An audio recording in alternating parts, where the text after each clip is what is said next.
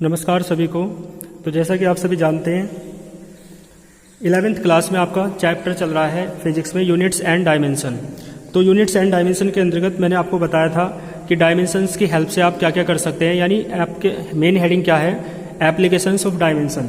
उसके अंतर्गत third application कर रहे हैं हम, यानी इसकी डायमेंशंस की हेल्प से आप एक फिजिकल क्वांटिटी को, मतलब फिजिकल क्वांटिटी की यूनिट को एक नंबर ऑफ, यानी एक सिस्टम ऑफ यूनिट से दूसरे सिस्टम ऑफ यूनिट में बदल सकते हैं। ठीक है, जैसे कि आपको मैंने कल बताया था कि फोर्स की एमकेएस सिस्टम ऑफ यूनिट में जो यूनिट होती है वो क्या होती है, एमकेएस सिस्टम में क्या होती है, न्यूटन होती है।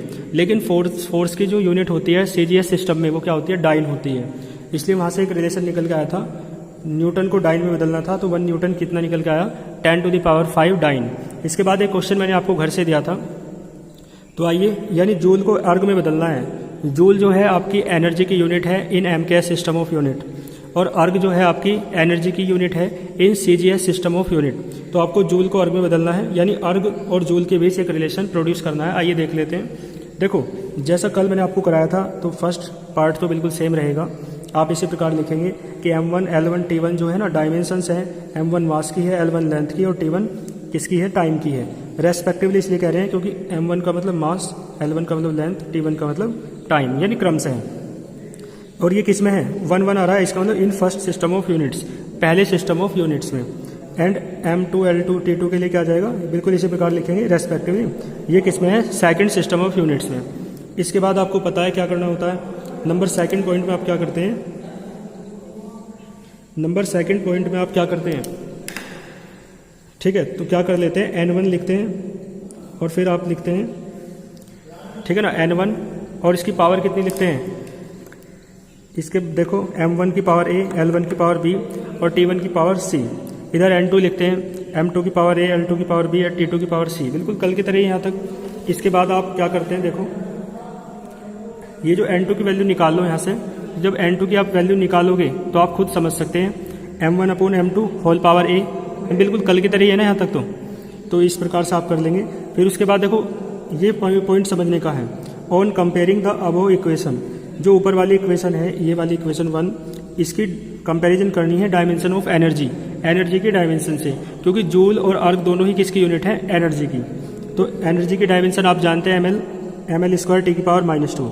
तो यहाँ पे देखो m1/m2, यानी पावर, मास की पावर कितनी है a, यहाँ पे कितनी है 1, तो a = 1। लेंथ की पावर b है, यहाँ कितनी है 2, तो b = 2, ठीक है ना। और टाइम की पावर कितनी है c, तो यहाँ कितना है -2, तो c की वैल्यू कितनी आई, -2। बिल्कुल कल की तरह करना है आपको। m1 आपका 1 किलोग्राम है तो ग्राम में बदल लो, m2 1 ग्राम, क्योंकि सीजीएस सिस्टम ऑफ यूनिट में ग्राम में ही नापा जाता है मास को, और एमकेएस में किलोग्राम में नापा जाता है, लेकिन किलोग्राम को आप ग्राम में बदलते हैं 1000 से मल्टीप्लाई करके। इसके बाद देखो लेंथ मीटर में नापी जाती है एमकेएस में, 1 मीटर क्या होता है, 100 सेंटीमीटर।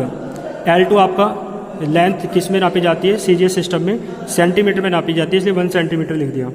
टाइम दोनों सिस्टम ऑफ यूनिट्स में, यानी एमकेएस में भी और सीजीएस में भी सेकंड में नापा जाता है, इसलिए सेकंड ही रहेगा, ठीक है ना। इसके बाद देख लीजिए आप, पुट द, देखो ध्यान से, put the values in equation 1। Equation 1 में सारी वैल्यूज पुट करनी है आपको, यानी ये वाली वैल्यूज भी पुट करनी है और ABC की वैल्यूज भी पुट करनी है। तो देखो n1, m1 और m2 की वैल्यू रखो, L1 और L2 की वैल्यू रखो, T1 और T2 की वैल्यू रखो, ठीक है ना। आप देख सकते हो इन सब की वैल्यूज रखी और ABC की साथ में वैल्यूज भी रखी। A की वैल्यू 1 है, B की वैल्यू 2 है और C की वैल्यू -2 है, ठीक है। इसके बाद देखो आप 10⁻³ है, 10⁻ कितने हो जाएगा, 2 2 4, तो 3 और 4, और ये 1 के तो कुछ होता ही नहीं है, तो 10⁻7 आ जाएगा। आप देखो n2 को जूल मान लो और n1 को अर्ग मान लो, ठीक है ना, क्योंकि बड़ी क्वांटिटी क्या है, जूल होती है। तो 1 जूल में कितने अर्ग आया, 10⁻7 अर्ग।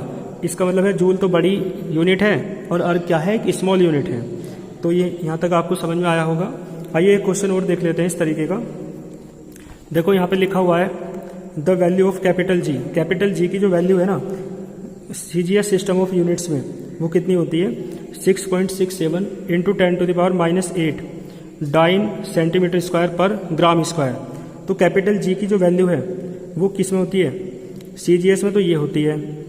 तो पूछ रहा है कैपिटल जी की वैल्यू बताओ एमकेएस सिस्टम ऑफ यूनिट्स में, ठीक है ना। तो यानी कहने का मतलब ये है कि CGS में तो इसकी यूनिट ये है, तो आपको बताना है कि MKS में इसकी यूनिट ये है, होगी, क्योंकि डाइन की जगह तो न्यूटन आ जाएगा, सेंटीमीटर की जगह मीटर आ जाएगा और ग्राम की जगह किलोग्राम आ जाता है। ये CGS की बात कर रहा हूँ, ये MKS की। तो इनमें रिलेशन आपको बताना है, ठीक है ना। यानी एक सिस्टम ऑफ यूनिट को आपको दूसरी सिस्टम ऑफ यूनिट में बदलना है, यानी CGS को आपको MKS में बदलना है। बिल्कुल इसी तरीके से आपको करना है। आइए देख लेते हैं, ठीक है। देखो आप क्या कहेंगे, इसी प्रकार से वो लैंग्वेज तो सारी यही रहेगी, बार बार देखने की आवश्यकता नहीं है। ये बिल्कुल स्टेप इक्वेशन 1 तक सारा सेम है आपका। इसके बाद देखो कंपैरिजन करोगे इस इक्वेशन की किसके साथ, डायमेंशन G की, कैपिटल G की जो डायमेंशन है उसके साथ। तो कैपिटल G की डायमेंशन मैंने आपको करा रखी है, तो A की पावर -1 आ जाएगी, मतलब A की वैल्यू क्या आ जाएगी -1, B की वैल्यू क्या आ जाएगी 3 और C की वैल्यू कितनी आ जाएगी -2। ये वैल्यूज़ फिर देखो बाद में पुट करेंगे। अब आपको पता ही है M1 आपका 1 ग्राम है, ठीक है ना। M1 1 ग्राम क्यों है, देखो यहाँ पे लैंग्वेज थोड़ी सी चेंज करनी है। यहाँ पे आपको ये जो M1 L1 T1 मान रहे हैं ना, ये फर्स्ट सिस्टम ऑफ यूनिट में है, तो नाम तो दे नहीं रखा, तो यहाँ पे लैंग्वेज चेंज करने की तो जरूरत नहीं पड़ेगी। लेकिन यहाँ देखोगे आप, वहाँ पे M1 जो था ना, आप 1 किलोग्राम मान रहे थे, क्योंकि आप पहले वाले सिस्टम को MKS मान रहे थे और दूसरे वाले को CGS मान रहे थे ना। लेकिन यहाँ पे ऐसा नहीं है, पहले वाला सिस्टम जो है आपका डाइन करके है ना, तो ये CGS है और ये MKS है। तो पहले वाला CGS, दूसरे वाला MKS। तो यहाँ पे M1 आप कितना मानेंगे CGS के अनुसार, M1 L1 T1 CGS के अनुसार मानेंगे और M2 T2 और L2 आप MKS के अनुसार मानेंगे। तो इसलिए देख सकते हैं आप, तो देखो M1 आपने 1 ग्राम माना अकॉर्डिंग टू CGS, L1 आपने 1 सेंटीमीटर माना, T1 आपने 1 सेकेंड माना, M2 आपका 1 किलोग्राम है यानी 1000 ग्राम, L2 आपका 1 मीटर है यानी 100 सेंटीमीटर, ठीक है ना। ये MKS के अनुसार मानना है। दूसरी वाले को आप क्या मान रहे हैं MKS, T2 को आपको 1 सेकेंड मानना है, ठीक है। तो ये तो होता ही है दोनों के लिए सेम। फिर आप वैल्यूज़ पुट करेंगे ABC की और M1 L1 T1 M2 L2 T2 की। तो वैल्यूज़ पुट करेंगे तो ये आ जाएगा, यहाँ से कैलकुलेट करेंगे तो कितना आ जाएगा आपका N2 इज इक्वल्स टू, देखो 1/1000 आ जाएगा।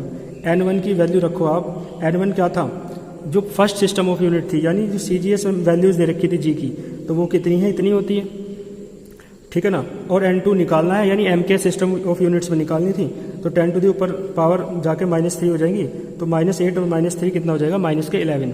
तो N2 आपका निकल के आया 6.67 इंटू 10 टू द पावर -11 और यूनिट बदल जाएगी अपने आप, क्योंकि MKS में बात करें तो डाइन के स्थान पर न्यूटन आ जाएगा, सेंटीमीटर के स्थान पर मीटर और ग्राम के स्थान पर किलोग्राम आ जाएगा।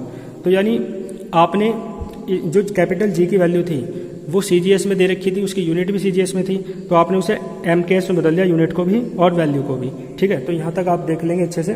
फिर इसके बाद नेक्स्ट इसकी एप्लीकेशन पे चलेंगे, तो यहाँ तक ये क्वेश्चन आप कर लेंगे। All the very best.